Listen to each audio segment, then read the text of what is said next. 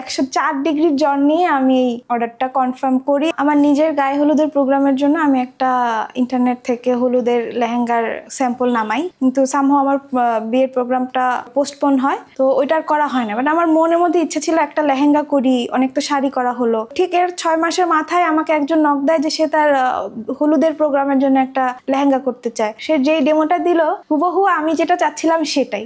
আমার ড্রিমটা কোনো না কোনোভাবে ফুলফিল হয়ে গেছে আর কি। ঠিক সেম পার্সনটা যখন সাজার জন্য মেকআপ আর্টিস্টের কাছে যায়, মেকআপ আর্টিস্ট সে আবার সেই মেকআপ আর্টিস্ট আছে আমাকে নক দেয়। সেই মেকআপ আর্টিস্টকে মোটামুটি অনেকে চেনে। সে তার মেয়ের জন্য এবং তার জন্য একটা সেম ডিজাইনের ড্রেস করতে চায়। আমি অর্ডারটা নেই খুব শর্ট টার্মের জন্য, হচ্ছে দুবাইতে সম্ভবত বেড়াতে যাওয়ার জন্য ওই ড্রেসটা খুব তাড়াহুড়ো করে চাচ্ছিল। অর্ডারটা নিয়ে নেই, কিন্তু আমার আসলে ডেঙ্গু হয়ে যায়। শেষ পর্যন্ত এটা আমি ফুলফিল করি, কারণ এটা আমার জন্য অনেক বড় একটা পাওনা ছিল যে একজন সেলিব্রিটি আমার কাছ থেকে একটা প্রোডাক্ট নিচ্ছে। So it was a great thing for me. এইটাই সেই তুলি যেটা দিয়ে আমি প্রথম থানা লেভেলে ফার্স্ট হই। আমি না আমার পেজটা নিয়ে খুবই এক্সপ্রেসিভ। কেউ যদি আমাকে জিজ্ঞেস করে যে আমি কি করি, আমি একজন কনসালটেন্ট, এটা বলার আগে আমি বলি যে আমার একটা বিজনেস আছে, তারপরে বলি যে আমি কনসালটেন্ট। ক্যানভাসে পেইন্টিং এগুলোর অভিজ্ঞতা তো আছে, তো আমি আসলে এক্সপেরিমেন্টের জন্য একটা শাড়িতে করতে চাচ্ছিলাম। যে কি করলাম, আমার এক ফ্রেন্ড, ওর নাম প্রীতি, ওকে বললাম যে আমি একটা শাড়ি করব, তোমার নিতেই হবে। মানে আমি এমন করে দাবি করে বসলাম, ও আসলে ডিনাই করতে পারেনি। খুব এক্সাইটমেন্ট নিয়ে একেবারে জান জীবন দিয়ে আমি ওই শাড়িটা পেইন্ট করলাম। সে খুব পছন্দ করলো এবং বলতেছিল যে তুমি এটাই প্রফেশনালি শুরু করো, এটাই ভালো হবে। তখনই পেজে আমার প্রথম শাড়ি ছিল ওইটাই। তখন সেকেন্ড শাড়িটা করলাম যে হিমু আর রূপা থাকবে সম্পূর্ণ আঁচলে, কদম শাড়ি, সেটা ছিল সেকেন্ড। এরপর আলহামদুলিল্লাহ আসলে আমার অর্ডার আসলো, শুধু শাড়ি না, ক্যানভাস। এটা হচ্ছে মিনিমাল পোর্ট্রেট, যেই পোর্ট্রেটে আসলে স্ট্রাকচার থাকে।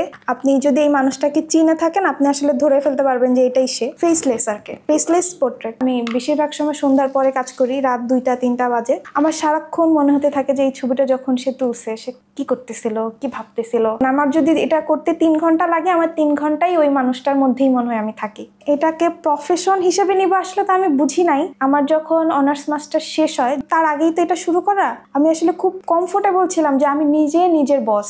কিন্তু যখন আমি জবে ঢুকলাম, দেখলাম যে আসলে এখানে আসলে বসের একটা ব্যাপার থাকে।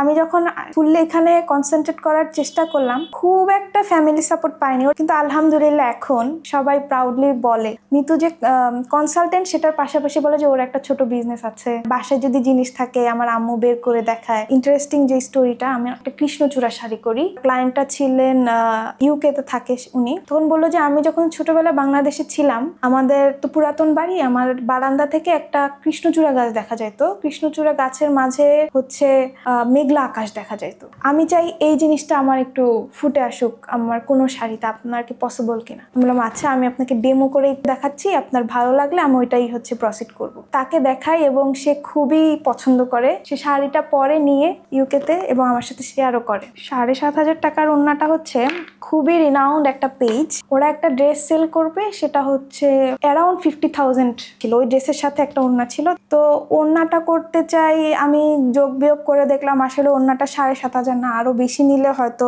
ওকে। কিন্তু এখানে আমার চিন্তা করতে হবে যে এই 7,500 টাকার যদি ওড়নাটা করতে পারে আমার জন্য অনেক বড় অ্যাচিভমেন্ট। সেখানে আমি কারচুপির কাজ করতে হবে, এমব্রয়ডারি করতে হবে, পেইন্টের কাজ করতে হবে। সেটা ছিল আমার করা প্রথম কারচুপির কাজ।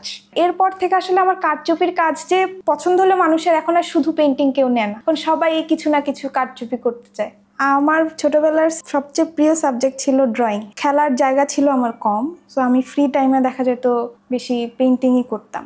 বিভিন্ন দিবসে বিভিন্ন জায়গায় প্রতিযোগিতা হয়, কিন্তু 26শে মার্চ, 21শে ফেব্রুয়ারি আমি বেশ কয়েকটা জায়গায় প্রাইজ পাই। এই যে শুরু হলো আমার ক্লাস 6-এ, বেশিরভাগ সময় ড্রয়িং এর প্রাইজগুলো হয় রং। আমার আর রং কিনা লাগে নাই। আমার ফিউচার প্ল্যান বলতে হচ্ছে আমার এই জিনিসটা আসলে সবাই জানুক, সবাই আমাকে আমার মিতু অ্যান্ড ক্রিয়েশনস দিয়ে চিনুক। আমি খুবই এটা চাই। যেমন এখনো মাঝে মাঝে আমার ইউনিভার্সিটিতে গেলে আমার টিচাররা আমাকে বলে যে কি অবস্থা মিতু অ্যান্ড ক্রিয়েশনস, এভাবে করে সম্বোধন করে, খুবই ভালো লাগে। আমি চাই আমাকে আসলে সবাই মিতু অ্যান্ড ক্রিয়েশনস নামে জানুক।